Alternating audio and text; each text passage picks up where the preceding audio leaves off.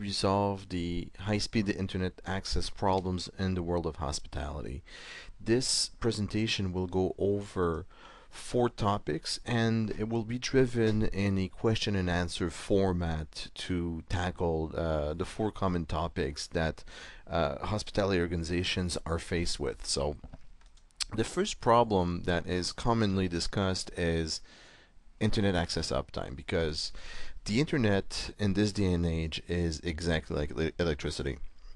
If you don't have electricity, you can't run your business. In the hospitality sector in 2012, if you don't have internet access, you can't run your business. So the first half of the equation to be resolved is guest internet access, because guests will bring a lot of devices, and a lot of business travelers will be connecting to the office after works, during hours, VPNing, emailing, video conferencing, and so forth for an extended period of time. So they need internet access, and they need it running, otherwise it causes a major problem for them. Entertainment for guests has shifted in the last few years, where a lot of people will bring their own devices, BYOD, to the room, and will stop using property supplied entertainment systems like the good old television.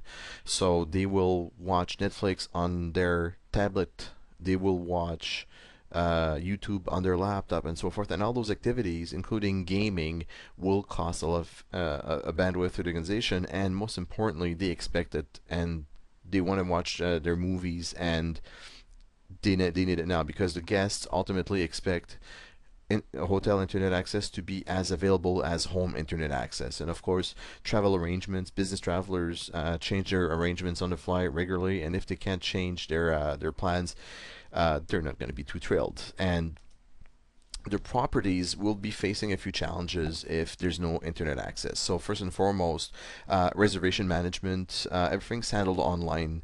The days of the faxes are long gone, so we have to think in business continuity terms to make sure that normal hotel operations will be running smoothly, including payment processing, placing orders, emailing suppliers, whatever it may be. And also, properties, going back to the first point, will be facing guest retention issues and having to compensate guests when internet access is not available. And we've even seen some scenarios where some guests have started to be expressing their concerns about internet access directly on TripAdvisor. So, how to resolve this first problem? Elfiq is the world leading internet link balancer provider, and link balancers bring the ability to run multiple ISPs at the same time under the same roof through a simple, secure inline device. And as we have more ISPs that we can add to the property, we spread the risk. So hypothetically, if I have a 10 meg fiber and a cable modem, if my cable modem is not available, then the fiber should be available, and vice versa. So we can actually ensure that everybody has access to online services, both guest and admin networks. And for a last line of defense, if the admin networks needs to go out and go online, retrieve information, the use of 3G and 4G wireless mobile links is a great way to support those users. You don't want to support your guest networks for cost reasons on 3G, 4G, and the performance is going to be unacceptable. But for the admin network, it's a great way to keep people working. The second problem is never enough bandwidth, and this is the one we hear the most about. What can we do to make sure that our guests have enough bandwidth and our satisfaction ratings are very high and they keep on coming back? If you look at the problem, how it grew over the last few years, BYOD, bring your own device, is probably the number one challenge that properties have to face right now, because travelers will show up with multiple devices. Myself, I will travel with a smartphone, a tablet, and a laptop at a minimum if I don't travel with the family. And that's just me. So if you have a 250 room property and you have 100 visitors with this kind of setup, your bandwidth will be taxed significantly.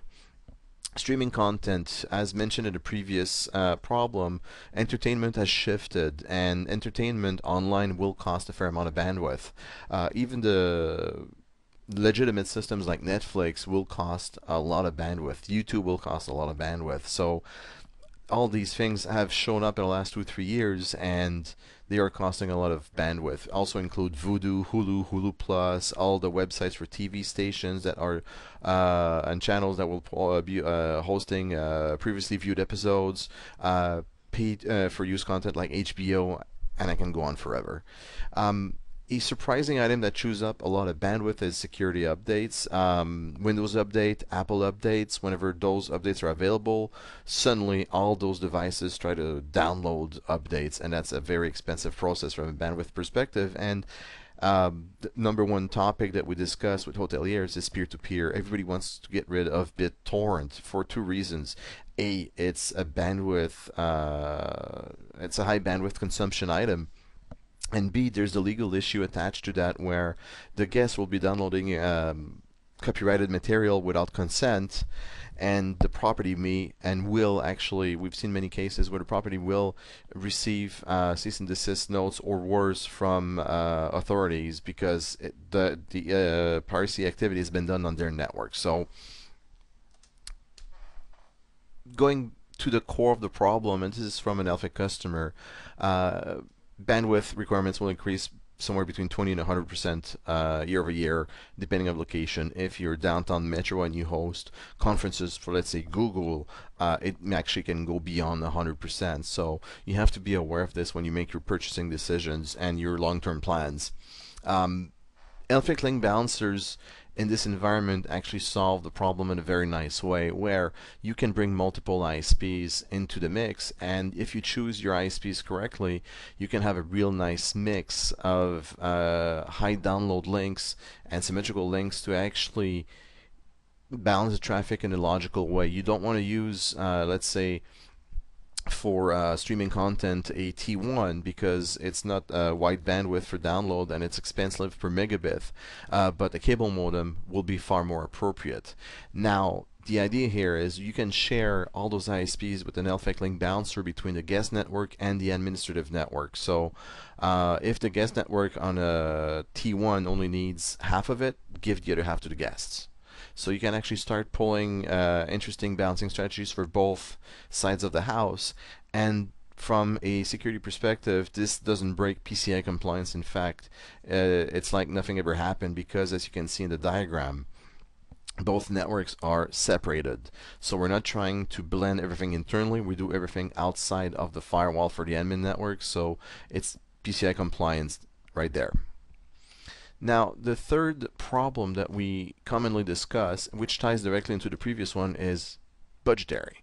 In this economy, everybody is looking to do more with less, and everybody's looking for a quick ROI because money is reasonably tight. So, in this economy where people are asking to do more with less, Elfiq has actually a very simple strategy to propose. And going back to the previous topic of using multiple carriers, we want to use the right type of carrier for the right traffic. So web surfing, online streaming, downloading, you want to use asymmetrical links for download for those kind of activities. Cable modems, DSLs, fiber, SMB fiber to the building, like Verizon's FiOS as an example, are great examples of low-cost, high-impact ISP links you can bring to the table. And on the flip side of the coin, you want to keep those symmetrical links like a T1 to fiber, those links with the SLAs for business critical applications. If you want to look at this as well from a budgetary perspective, this is basic simple math, should be revised for your sites. But if I look at having a 10 meg fiber with a T1 on the before scenario, it's $1,400 a month for 11.5 megabits of upload and 11.5 megabits of download throughput. If we want to shuffle the cards around and you want to remove the 10 meg fiber and put in a cable modem for $190 a month, and that's a number actually picked from a carrier directly online, you get 50 megabits download and 10 megabits upload. So ultimately, you just reduced your expenditures by $810 a month, or 58%, and you get more throughput because suddenly, with the same amount of the upload capacity, you now have about 5 times what the site had for download capacity, and this is where the guests are really hungry for bandwidth. So it's a simple equation. You can make it work for your properties, but it's something that every property should be looking into. Next problem is when adding bandwidth is no longer the no longer enough, and how do I tackle that peer-to-peer legal issue? And we fall again under the same umbrella of everybody needs to do more with less. So Elfiq, as of August 2012, is making available the Elfiq App Optimizer option on the Elfiq Link Balancer. So this is, I'm gonna use a geeky term here, this is layer 7 application traffic shaping. So from a non-technical perspective, the App Optimizer will identify a specific application, and the property can decide if it's something that we want to promote, demote, or drop. So we can identify Skype as something that, yes, this is good. Windows Update, this is good, but we want to throttle it so it doesn't take enough all the bandwidth. And peer-to-peer like BitTorrent, we want to drop it off completely. So now we have that ability to really tweak the bandwidth in place and really get the most out of it. So if a conference goes in and they use a specific application and everybody needs to use it, well, odds are the Elfiq App Optimizer will be able to help, and it's a very simple, easy add-on to use on the Elfiq Link Balancer, and it works wonders, literally, because now we control traffic at the application level, not just at the layer 3-4 level, or in plain English, we can block whatever we want and promote whatever we want. It's very interesting, and it's a quick ROI. Elfiq and hospitality. What is Elfiq's set of credentials for hospitality? Elfiq has deployed units in over 1,500 hotels worldwide and is an active participating member in HT&G. Most brands have already deployed units in their properties around the world, and property management companies are heavy users of Elfiq products, as you can see.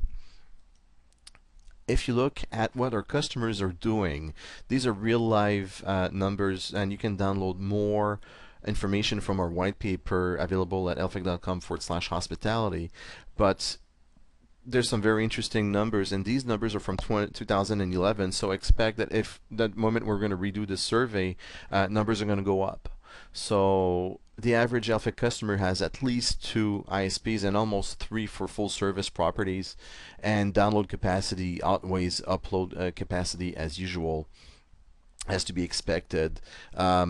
The average throughput per room right now in this report is about 96, 97 megabits per second. So it gives you some basic information to benchmark your site or your sites against what Elfiq customers are doing right now.